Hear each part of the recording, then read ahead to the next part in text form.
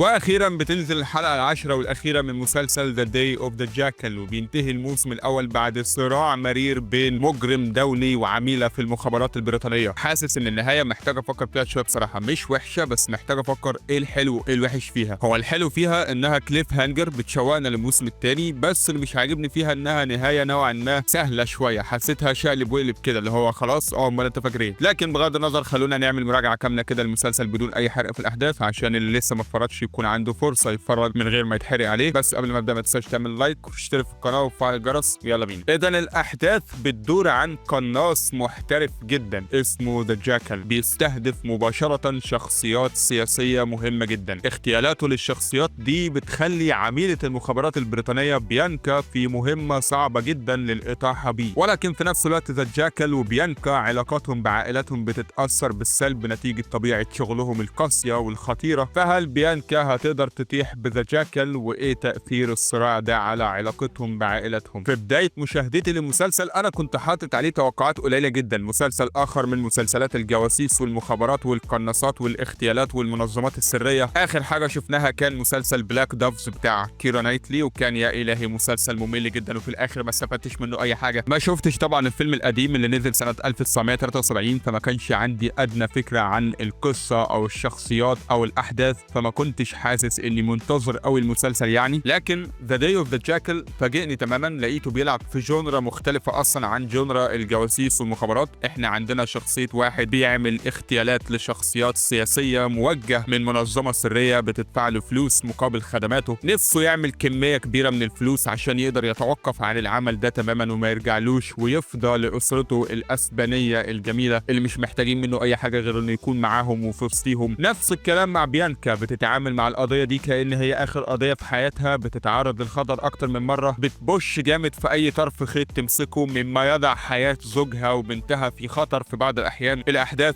بتتصاعد تدريجيا، كل حلقه بتقفل بكليف هانجر يشوقك للحلقه اللي بعدها. عندنا اكتر من خط درامي بيمشوا مع بعض في نفس الوقت لحد ما في النهايه بيصطدموا ببعض، والنتائج بتكون مؤذيه للكل. بيانكا بتكون مضطره تتخذ بعض القرارات اللي احيانا بتؤذي مؤسسه المخابرات بتاعتها كلها، ولكن رؤسائها بيلاحظوا عليها انها شاطره جدا وعندها طاقه كبيره للقضيه دي وبتحقق مشوار طويل فيها، وفعلا هي بتكون اكتر واحده بتقرب اكتر من المجرم الدولي اللي هي بتدور عليه. المسلسل فاجئني بصراحه بالكاستنج بتاعه. احنا عندنا نيوت سكيماندر وطوكيو وتايوين لانستر وليدي لايسا في مسلسل واحد. الكاست مش قليل خالص، دي اسامي تقيله، وبصراحه في احساس كده بالالفه وانت بتتفرج على المسلسل. الشخصيات مش غريبه عليك، في ناس كتير انت عارفهم تحسهم بيونسوك كده. افضل اداء فيهم كلهم بالنسبه لي هو اورسولا كوربيرو اللي بتعمل دور نوريا مرات ذا جاكل، برغم ان ممكن تكون هي اضعف تصميم شخصيه، مجرد زوجه مثاليه للمجرم بتاعنا. لما بتعرف انه مجرم وكذاب وشغله فيه قتل وجرايم بتقعد تنكد عليه وتقرفه في عيشته، حاجه كده شبه سكايلر في مسلسل بريكنج باد. لكن حقيقي فعلا الاداء بيفرق، ممكن يخلي اكتر شخصيه كتابتها ضعيفه تكون هي افضل شخصيه في المسلسل، وفعلا ده اللي بيحصل. هي بالنسبه لي افضل اداء تمثيلي في المسلسل كله. الانفعالات والعياط والغضب ونظرتها لزوجها اتغيرت وما عادتش كل حاجه زي الاول. رحله الشك اللي بتاخدها في البدايه وبعدين الاسرار الدفينه اللي بتكتشفها، وواحده واحده كل ما تصدق كذبه يطلع بكذبه جديده. ده بيخليها تحط ريد فلاجز كتير عليه طول المسلسل لحد ما بتيجي في النهايه بتاخد قرار معين بيكون منطقي جدا، بيكون من حقها تماما لانها تعبت معاه بشكل مش طبيعي. بيجي من بعدها على طول اداء لاشانا لينش في دور بيانكا، عميله المخابرات البريطانيه اللي شغلها هو اهم حاجه في حياتها ومهتمه جدا توصل لمكان السفاح ده وتحقق العداله. دي هي الشخصيه اللي فعلا مكتوبه حلو في المسلسل، فيها ديناميكيه رهيبه ما بين انها عاوزه تقبض على المجرم ده وما بين انها مش عاوزه تخسر عيلتها بسبب شغلها. يعجبني في شخصيه بيانكا انها ممكن ما تكونش اشطر عميله من ناحيه اتخاذ القرارات او حل المشكلات او التوازن بين المنطق والعاطفه، لكن هي عندها حدس قوي، ولما بتمشي ورا الحدس ده بتطلع صح، بتطلع عندها حق، وده لانها حاطه في دماغها انها تجيب المجرم ده من قفاه، واللي عاوز حاجه بيوصل لها. شخصيه ذا جاكل اللي بيعمل دوره ايدي ريدمين بصراحه مش شخصيه مفضله بالنسبه لي في المسلسل خالص. هي حاجه روشه جدا انك تشوف واحد روش عمال يقتل الناس باحترافيه شديده جدا، وموسيقى عميقه شغاله في الخلفيه مدياله عمق قوي. الوضع عميق جدا وهو بيموت الناس، بيعمل حاجات مستواها متقدم جدا. بس علاقته بمراته ورحلتها اللي بتاخدها في اسراره واكاذيبه وطبيعه شغله اللي رفضها تماما هي اللي بتديله ابعاد عميقه فعلا في شخصيته. هي البوصله الاخلاقيه بتاعته اللي من خلالها بنشوفه وهو بيتكسر وبيضعف واحيانا بيتخذ بيتخذ قرارات غلط او قرارات متهوره او قرارات عاطفيه، وطبعا في شغلانته دي لا مجال للعاطفه. المفروض اكتر خط درامي ما استفدتش منه اي حاجه ولا اهتميت بيه اصلا هو الخط الدرامي بتاع المنظمه اللي بتمول ذا جاكل وبتساعده في الاغتيالات بتاعته، واللي بتتمثل في الراجل اللي بيعمل دوره تايوين لانستر. ده هو خلاص انا سميته تايوين لانستر، مش هقدر اشوفه حاجه تانية. ممكن تكون المنظمه دي ليها استخدام اكبر في الموسم الثاني، بس برضه كان المفروض يكون في اهتمام بيها على الاقل في الموسم ده، لانها عامل مهم جدا في مسار الاحداث. كمان في شخصيات بنعدي معاها زي شخصيه اليسون وشخصيه لاري وشخصيه ايما بنتهم وشخصيه نورمان ستوك اللي بيانكا كانت بتحاول تدور عليه. كل الشخصيات دي المسلسل استفاد منها كتير قوي ووظفها بشكل حلو، ما كانتش بس شخصيات بتختفي في الخلفيه وخلاص. طبعا كل ده بنشوفه بافضل مشاهد اكشن واشتباكات واسلحه ومسدسات وانفجارات ومطاردات وسكاكين ودم وتقطيع وتعذيب. المسلسل طبعا ريتد ار، فيه شويه عنف وبهدله حلوين، وفي برضه كام مشهد جنسي كده مش كتير، مر يضايق بس مودي رايق. مسلسل زي ما هو متميز جدا من ناحيه الاثاره والتشويق، برضه متميز جدا من ناحيه الدراما. هتاخد تجربه دراميه حلوه جدا من المسلسل ده، خاصه موضوع تاثير شغلهم على عائلتهم ده. ممكن تحس ان المسلسل بطيء شويه في بعض الاحيان، في خطوط دراميه معينه هتحس انك بتسرح فيها ومش قادر تركز فيها، ممكن بسبب المونتاج او الاخراج، في مط في المشاهد في بعض الاحيان. بس عامه لو انت بتحب النوعيه دي من المسلسلات وفضيت دماغك خالص وركزت فيه هتستمتع بيه جدا. مسلسل ذا داي اوف ذا جاكل تقييمي ليه 7.5 من 10. فكك خالص من بلاك دوفز ده وركز مع المسلسل ده اكتر هيعجبك. وبس كده، دي كل حاجه عندي الفيديو ده. ما تنسوش تعملوا لايك واشتركوا في القناه وفعلوا الجرس، وندخل على اللي بعده.